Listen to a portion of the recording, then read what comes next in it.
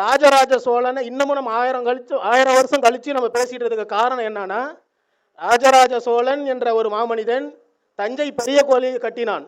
அன்று அவர் வாழ்ந்த காலத்தில் நாம் வாழ முடியவில்லை என்பது நிதர்சனமான உண்மை. இன்று வரை நாம் ஏற்றுக்கொள்கின்றோம். ஆனால் நமக்கு கிடைத்த மிகப்பெரிய ஒரு வரம் என்று நாம் எதை கருதுகிறோம்? நான் என்றால் நாம் அனைவரும் என்னத்தை கருதணும் அப்படின்னு பார்த்தீங்கன்னா, ஐயா ராஜராஜன் சோழன் வாழ்ந்த காலத்தில் நாம் இல்லை, கக்கன் வாழ்ந்த காலத்தில் நாம் இல்லை, சரிங்களா? இப்ப நமது மாண்புமை டாக்டர் பாரிவேந்தர் ஐயா அவர்கள் வாழ்கின்ற இந்த நம் காலத்தில் வாழ்கின்றோம் என்பது நமக்கு மிகப்பெரிய ஒரு வரப்பிரசாதமாக நாம் எண்ண வேண்டும்.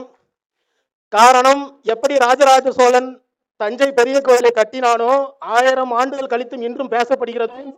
இதை போல் நிச்சயமாக சொல்கின்றேன், இன்னும் 1000 ஆண்டுகள் ஆனாலும் நமது மாண்புமை டாக்டர் பாரிவேந்தர் ஐயா அவர்களை பற்றியும் SRM பல்கலைக்கழகத்தை பற்றியும் இன்னும் 1000 ஆண்டுகள் கழித்து நமது சந்ததி நிச்சயம் பேசும்.